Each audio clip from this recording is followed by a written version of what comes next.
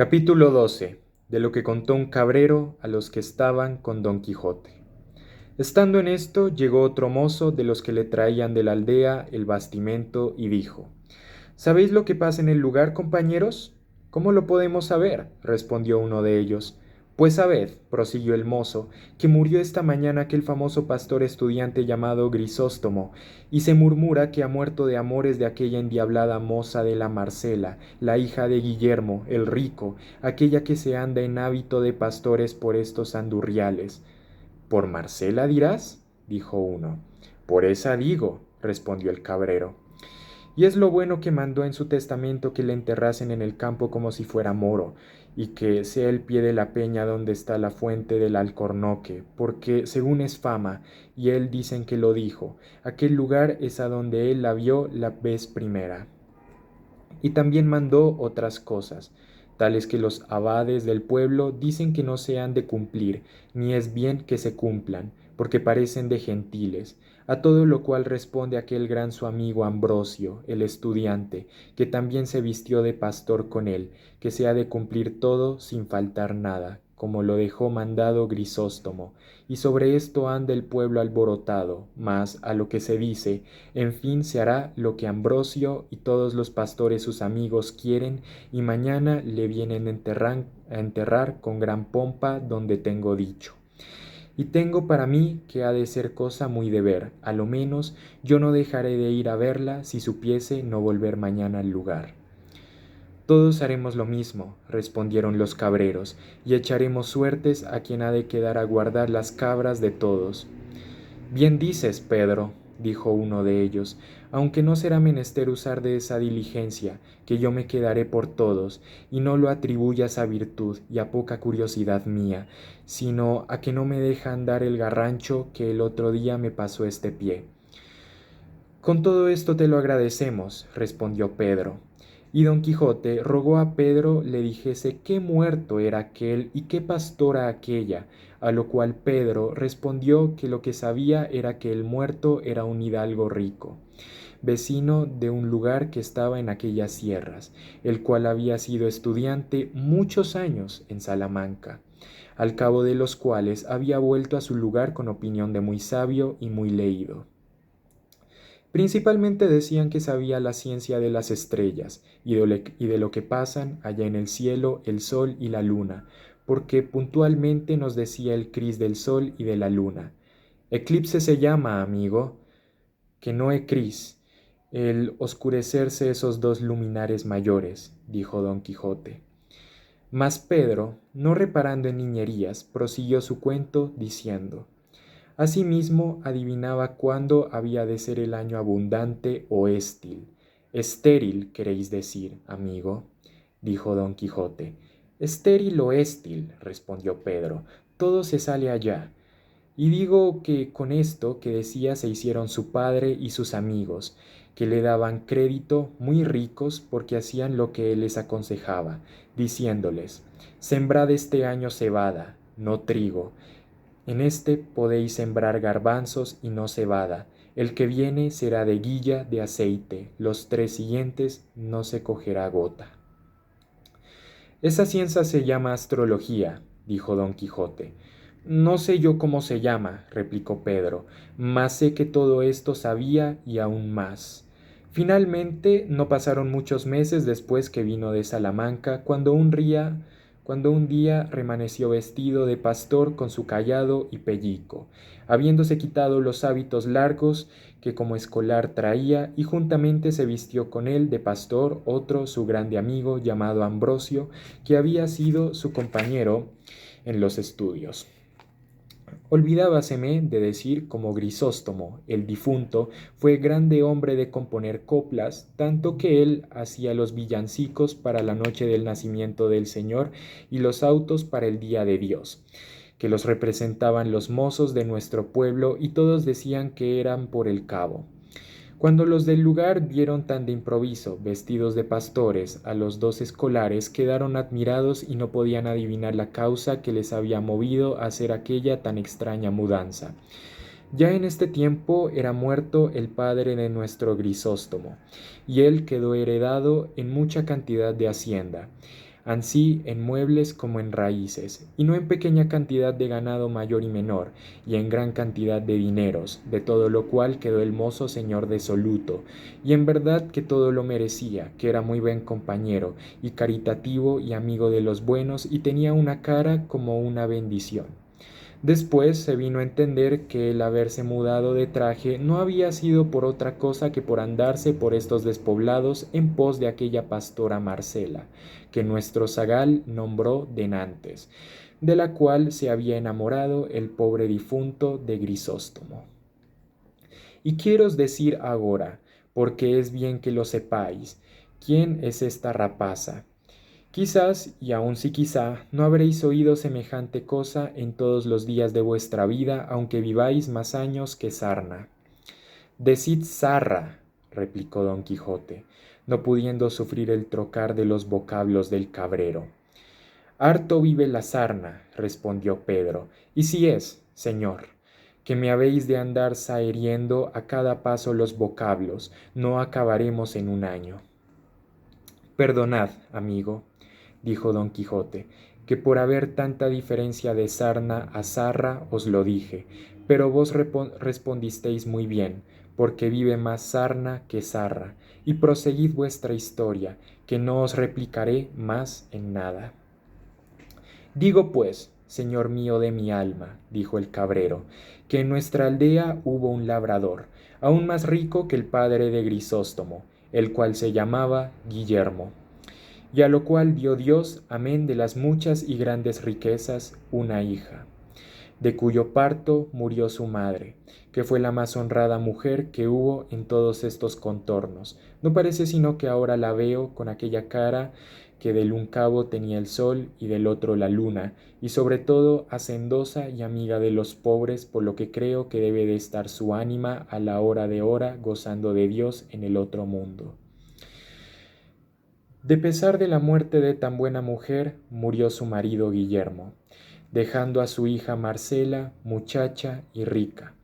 en poder de su tío suyo, sacerdote y beneficiario en nuestro lugar.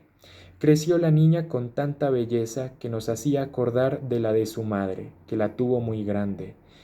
Y con todo esto se juzgaba que le había de pasar la de la hija. Y así fue que cuando llegó a la edad de 14 a 15 años, nadie la miraba que no bendecía a Dios, que tan hermosa la había criado, y los más quedaban enamorados y perdidos por ella. Guardaba a su tío con mucho recato y con mucho encerramiento, pero con todo esto la fama de su mucha hermosura se extendió de manera que así por ella como por sus muchas riquezas, no solamente de los de nuestro pueblo, sino de los de muchas leguas a la redonda, y de los mejores de ellos, era rogado, solicitado e importunado su tío se la diese por mujer. Mas él, que a las derechas es buen cristiano, aunque quisiera casarla luego, así como la había de edad, no quiso hacerlo sin su consentimiento, sin tener ojo a la ganancia y granjería que le ofrecía el tener la hacienda de la moza dilatando su casamiento. Y a fe que se dijo esto en más de un corrillo en el pueblo, en alabranza del buen sacerdote. Que quiero que sepa, señor andante, que en estos lugares cortos de todo se trata y de todo se murmura, y tened para vos, como yo tengo para mí, que debía de ser demasiadamente bueno el clérigo que obliga a sus feligreses a que digan bien dél, especialmente en las aldeas. Así es la verdad, dijo don Quijote, y proseguid adelante, que en el cuento es muy bueno, y vos, buen Pedro, la contáis con muy buena gracia. La del Señor no me falte, que es la que él hace del caso, y lo del más sabréis que, aunque el tío proponía a la sobrina, y le decía las calidades de cada uno, en particular de los muchos que por mujer le pedían, rogándole que se casase y escogiese a su gusto, jamás ella respondió otra cosa, sino que por entonces no quería casarse y que por ser tan muchacha no se sentía hábil para poder llevar la carga del matrimonio. Con estas quedaba, al parecer, justas excusas, dejaba el tío de importunarla y esperaba a que entrase algo más en edad y ella supiese escoger compañía a su gusto. Porque decía él, y decía muy bien que no había de dar los padres a sus hijos estado contra su voluntad. Pero hételo aquí, cuando no me cato, que remanece un día la melindrosa Marcela hecha pastora, y sin ser parte su tío ni todos los del pueblo que se lo desaconsejaban, dio en irse al campo con las demás zagalas del lugar y dio en guardar su mismo ganado. Y así como ella salió en público y su hermosura se vio al descubierto, no os sabré buenamente decir cuántos ricos, mancebos, hidalgos y labradores han tomado el traje de Grisóstomo y la andan requebrando por esos campos, uno de los cuales, como ya está dicho, fue nuestro difunto, del cual decían que la dejaba de querer y la adoraba. Y no se piense que porque Marcela se puso en aquella libertad y vida tan suelta y de tan poco o de ningún recogimiento, que por esto ha dado indicio, ni por semejas que venga en menoscabo de su honestidad y recato, antes es tanta y tal la vigilancia con quien mira por su honra que de cuantos la sirven y solicitan ninguno se ha alabado. Ni con verdad se podrá alabar que le haya dado alguna pequeña esperanza de alcanzar su deseo. Que puesto que no huye ni se esquiva de la compañía y conversación de los pastores, y los trata cortés y amigablemente, en llegando a descubrirle su intención cualquiera de ellos, aunque sea tan justa y santa como la del matrimonio, los arroja de sí como con un trabuco. Y con esta manera de condición hace más daño en esta tierra que si por ella entrara la pestilencia, porque su afabilidad y hermosura atrae los corazones de los que la tratan a servirla y amarla, pero su desdén y desengaño los conduce a términos de desesperarse, y así no saben qué decirle, sino llamarla a voces cruel y desagradecida, con otros títulos a éste semejantes. Qué bien la calidad de su condición manifiestan, y si aquí estuviésedes, Señor, algún día veríades resonar estas sierras y estos valles con los lamentos de los desengañados que la siguen. No está muy lejos de aquí un sitio donde hay casi 2 docenas de altas hayas y no hay ninguna que en sus lisas cortezas no tenga grabado y escrito el nombre de Marcela, y encima de alguna corona grabada en el mismo árbol, como si más claramente dijera su amante que Marcela la lleva y la merece de toda la hermosura humana. Aquí suspira un pastor, aquí se queja otro, acullá se oyen amorosas canciones, acá desesperadas endechas. ¿Cuál hay que pasa todas las horas de la noche sentado al pie de alguna encina o peñasco, y allí, sin plegar los llorosos ojos, embebecido y transportado en sus pensamientos, le halló el sol a la mañana, cual hay que, sin dar vado ni tregua a sus suspiros, en mitad del ardor de las más enfadosas siestas del verano tendido sobre la ardiente arena, envía sus quejas al piadoso cielo, y de este, y de aquel, y de aquellos, y de estos, libre y desenfadadamente triunfa la hermosa Marcela. Y todos los que la conocemos estamos esperando en que ha de parar su altivez, y que ha de ser el dichoso que ha de venir a domeñar condición tan terrible y gozar de hermosura tan extremada.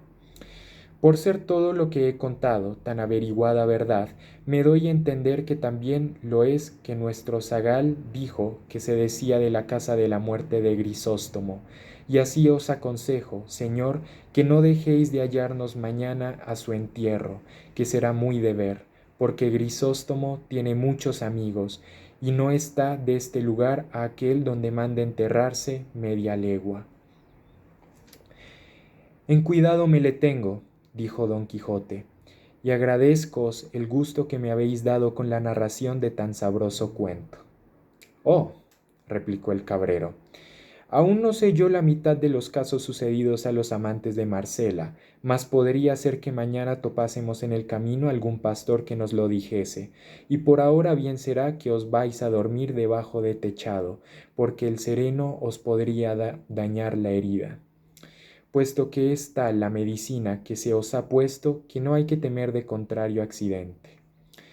Sancho Panza, que ya daba al diablo el tanto hablar del cabrero, solicitó por su parte que su amo se entrase a dormir en la choza de Pedro. Hízolo así,